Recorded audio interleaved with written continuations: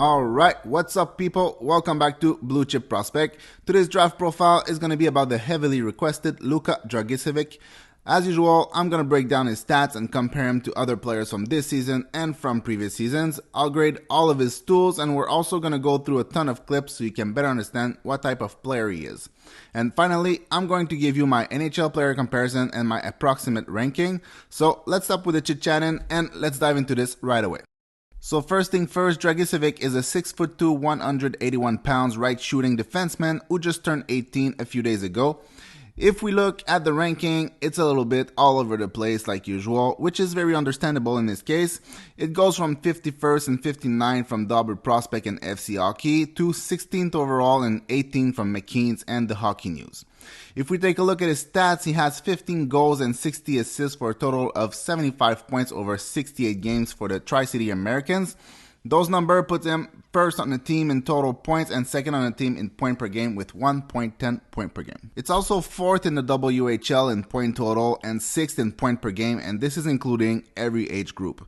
Obviously, if we filter by first year draft eligible, he's first in the WHL in point total and point per game. The only player who's close to him in terms of production in the whole CHL is Etienne Morin in the Q, who plays for the Moncton Wildcats and has 72 points and a 1.07 point per game average. Dragicevic is also a volume shooter with 211 shot on net, placing him fourth in the dub behind players like Zellweger with a completely ridiculous 345 shots on net in 55 games, and another first year draft eligible in Luca Cagnoni. Out of his 75 points, 32 came from the power play, giving him a 43% power play point production, which seems to be in the same ballpark as other productive defensemen like Zellweger and Denton Matejchuk, but over other players like Korchinski, who rocks a 34% power play production.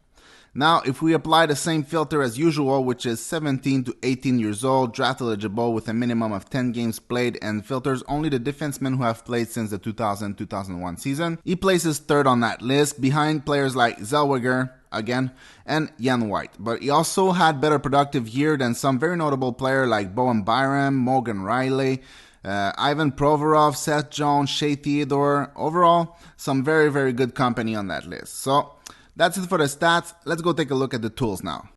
I'm not sure who it was, but I heard someone recently say that in the case of Dragicevic, the whole is greater than the sum of the parts, which I could not have described him better than this. When you watch him, nothing pops. Nothing pops in a positive way or in a negative way.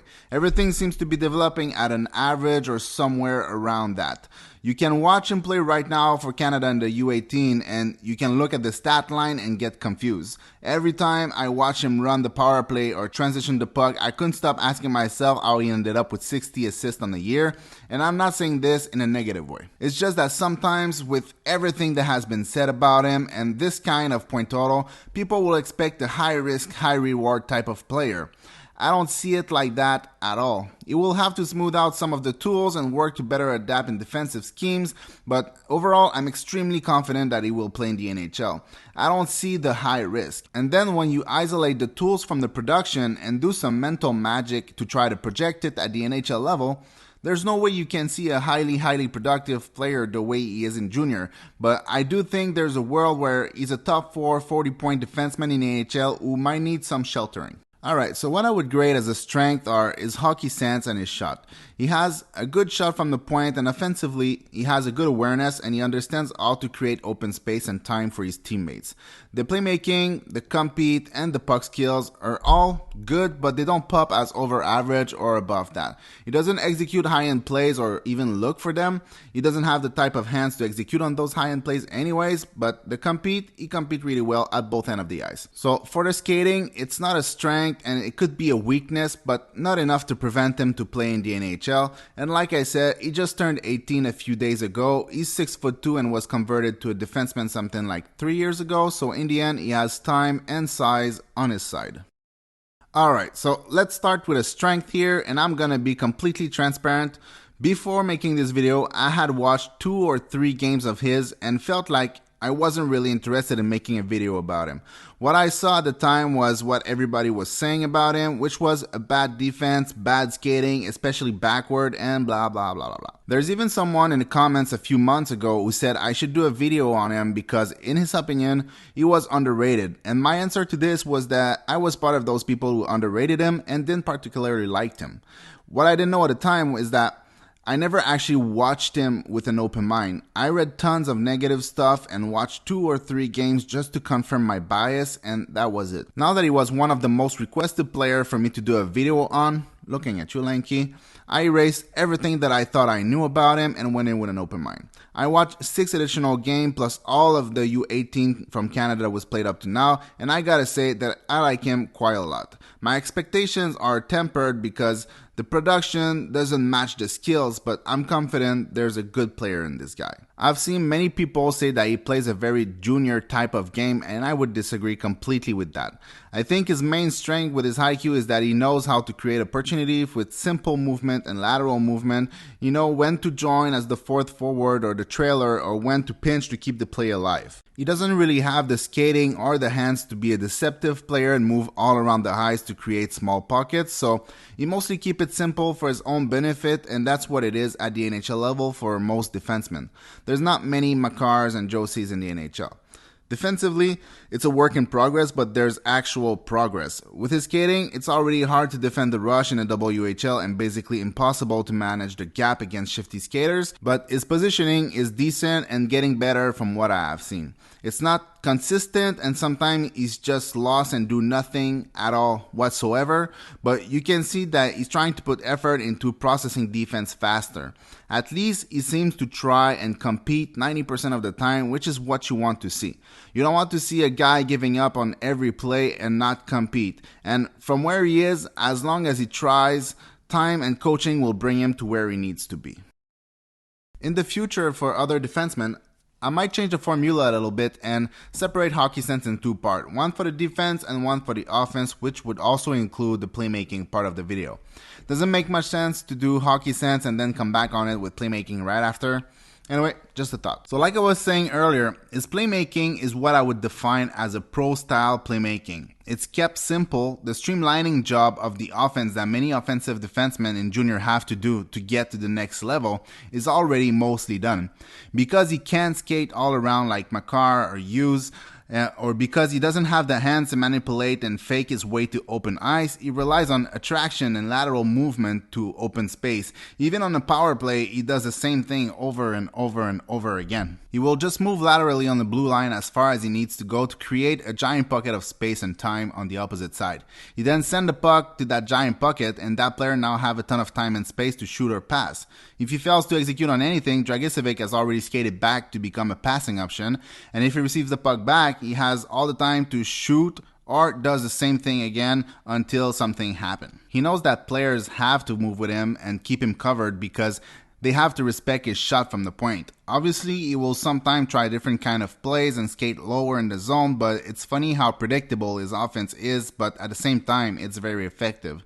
Same thing can be said for his transition game. It's kept simple and effective. He mostly relies on short passes with open corridor to transition the puck forward. He will occasionally try to stretch the defense with long passes down the middle, catching a forward moving full speed through the neutral zone, but most of the time, he will just move it to the next safe option. One thing that I really appreciate about his transition passes is that even if he tries to send it to the next safe option, if nothing is available because the forwards are covered, he's fully capable to create those safe options by himself. He excels at looking in different directions to where he intends to send the puck, fooling players trying to cover the passing lanes. He also excellent at passing under pressure, which has a lot of value in the offensive zone, but even more in the D zone where he's trying to find outlet passes while being heavily forechecked. Like the rest of his stuff, it doesn't really pop out when you watch him because he's not a coast-to-coast guy or a spinorama and dig type of guy when he's trying to shake off the forecheckers, and he doesn't constantly try those long, high-risk, high-reward outlet passes. It's simple, but it keeps the play moving forward and it's done fast. Nobody have to wait for his passes or for him to skate it out. He'll just catch his teammate at full speed. Alright, so his skating is a bit rough in my opinion, and that is in every direction. His feet looks heavy like he's skating with cinder blocks or something. His crossovers, forward and backward, are everything but smooth. His edges are heavy, his stride is incomplete, his pivots are, again, everything but smooth, and his backward skating overall is, again, everything but smooth. Now, all this sounds pretty terrible, but it's not. He can get to where he needs to go pretty effectively even when considering all this. He'll probably never look light on his skate, but he'll be taught to fully extend his legs to create power and to stop kicking his heels and recover his stride deeper to get more out of every stride. He'll also learn through reps and workout to better work on his edges and pivot at full speed without losing too much speed or even at all. He'll learn to use more crossovers for backward acceleration and lateral movement. Right now, he basically uses one backward crossover and every single other stride all the way back to his own net are C-cut strides. Even when moving laterally to cover for a forward or to control the gap, he only skates in C-cuts. He doesn't adjust with crossovers like basically ever.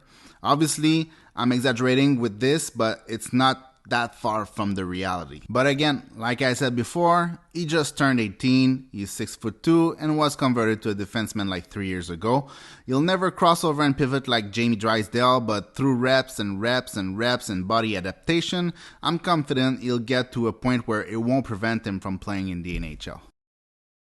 Alright, so his shooting is a good part of his overall game, and with 211 shot on net, I think it's obvious that he likes to shoot, and with how good and versatile it is, I can understand it.